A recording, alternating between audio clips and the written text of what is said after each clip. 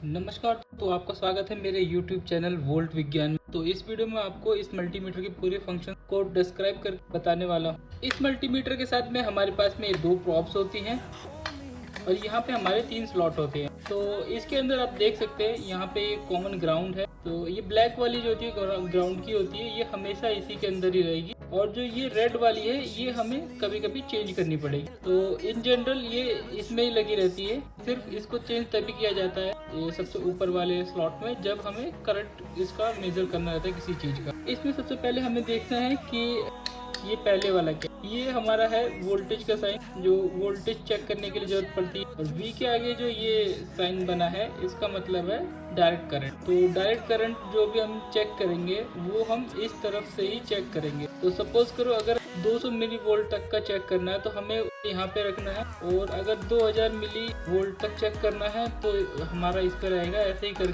1000 volt तक अगर हमें चेक करना है तो ये 1000 वोल्ट पे रहेगा। तो आइए सबसे पहले मैं आपको इसको चेक करके दिखाता हूँ। 20 वोल्ट पे 12 वोल्ट की अपनी बैटरी एक इसमें चेक करके दिखा। यहाँ पे देख सकते हैं हमारी 12 वोल्ट की बैटरी आ चुकी है। इस बैटरी में हमें पहले तो ये पॉजिटिव प्रोब जो है ये पॉजिटिव में ही लगा देना है और ये हमें नेगेटिव में लगा देना है। देख सकते हैं आप 11.40 कुछ ये बता रहा है इसका, ये देखिए। और वहीं अगर हम इससे कम कर देते हैं, अगर जो 2000 मिली एम्पियर तक, तो इसमें इसकी वैल्यू नहीं दिखाएगा, 1 आएगा, यानी कि ये एरर की स्टेज में आ जाएगा। आपको अगर यहाँ पे चेक करना है तो आप 20 पे भी कर सकते हैं, 200 पे भी आपको ये वैल्यू दिखाएगा। देख सकते हैं 200 पे भी आपको दिखा रहा है, बस ये डेसिमल के पीछे की डिजिट्स कम होती चली है।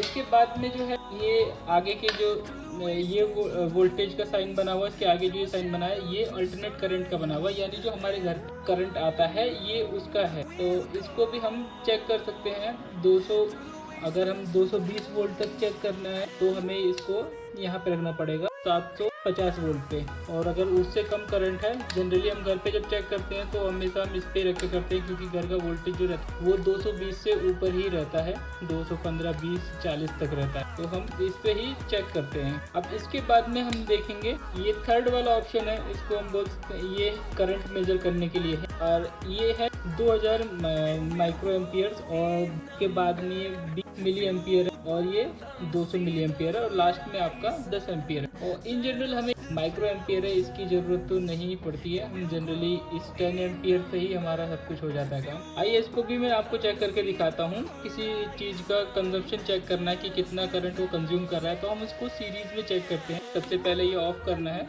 ऑफ करना जरूरी है, और उसके बाद ये रेड वाली प्रॉब लेके इस ऊपर वाले स्लॉट में लगा देना है और इसको 10 एम्पियर पे रोटेट कर देना है। तो दोस्तों आप देख सकते हैं अगर हम एम्पियर्स चेक करना चाहेंगे तो उसके लिए हमने एक जो इसका पॉजिटिव या कोई भी एक टर्मिनल लेके हमें एक प्रोब पे कनेक्ट कर देना। जिस अप्लायंस का हमें चेक करना है एम्पियर, उसको एक टर्मिनल या ग्राउंड या कोई भी डायरेक्टली हमें कनेक्ट कर देना है बैटरी में, और दूसरा टर्मिनल जो है वो हमें निकाल के इसके एक प्रोब में कनेक्ट कर देना है। अब इसके बाद क्या करना है, जो दूसरी वाली प्रोब है उसको हम लेंगे और उसको इसके दूसरे टर्मिनल पर टच करेंगे।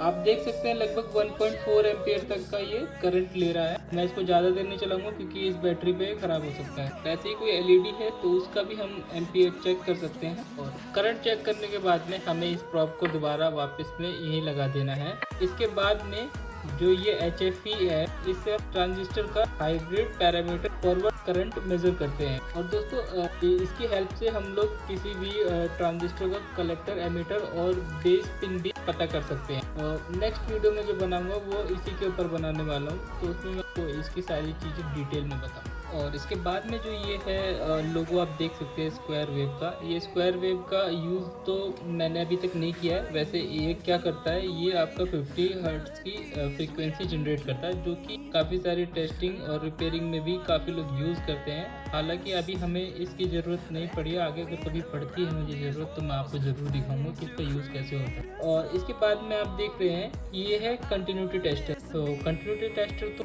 हर रिपेयरिंग वाले काम में यूज़ ही होता है। अब मैं आपको इसको यूज़ करके भी दिखा देता हूँ। कंटिन्यूटी एक्चुअली क्या होता है, जब भी हम कभी चेक करना रहता है कि हमारा कोई कनेक्शन बीच में से कट है या क्या है, तो हम उसको यूज़ करते हैं। इसमें बजर बजता है, देख सकते हैं। अभी मैं इसको शॉर्ट करूँगा तो ये बजर बज रहा है। अब देख सकते हो जैसे कि एक वायर है और मुझे नहीं पता ये बीच में से कई बार होता है कि वायर अंदर से कट रहती है। सिर्फ ये वायर ही नहीं, बाकी और भी कई बार रिपेयरिंग में हमें इसकी ज़रूरत पड़ती है कि कोई कनेक्शन बीच में से लॉक तो नहीं है जिसकी वजह से वो कोई अप्लायंस ख़राब हो गया। तो अगर हमें चेक करना है कि ये बीच में से वायर पूरी कनेक्टेड है या नहीं, या बीच में से कोई कट है, तो दोनों प्रॉप को अलग अलग लगाएंगे।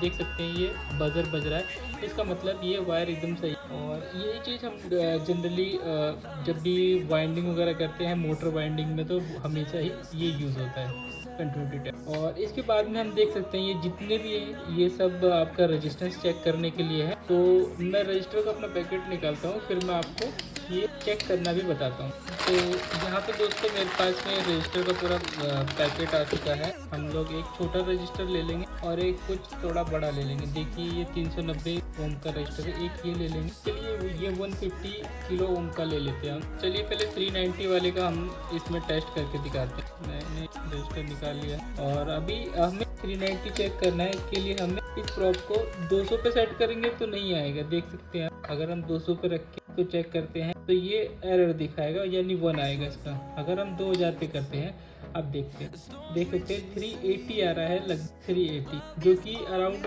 390 है। मैं आपको एक चीज़ बता देता हूँ कि हमेशा एग्जैक्ट नहीं आने वाला है, क्योंकि थोड़ा बहुत एरर इसलिए आ जाता है। ये एरर भी नहीं कह सकते, इन वायर्स का भी कुछ रेजिस्टेंस होता है जो जिसकी वजह से थोड़ा बहुत 2% 5% का डिफरेंस आ ही जाता है। अब इसके बाद देखिए हम 150 किलो ओम्स का रजिस्टर चेक करते हैं। सपोज करिए हमें इसका नहीं पता है कितने ओम का है। इसके लिए क्या करेंगे, सबसे पहले इसको हमने 200 पे ही रखा, टेस्ट करा, कोई वैल्यू नहीं दे रहा है। अब इसको 2000 पे कर देते हैं, देखिए कोई वैल्यू नहीं आई है। अभी हम इसको 20K पे कर देते हैं, 20,000 किलो ओम पे।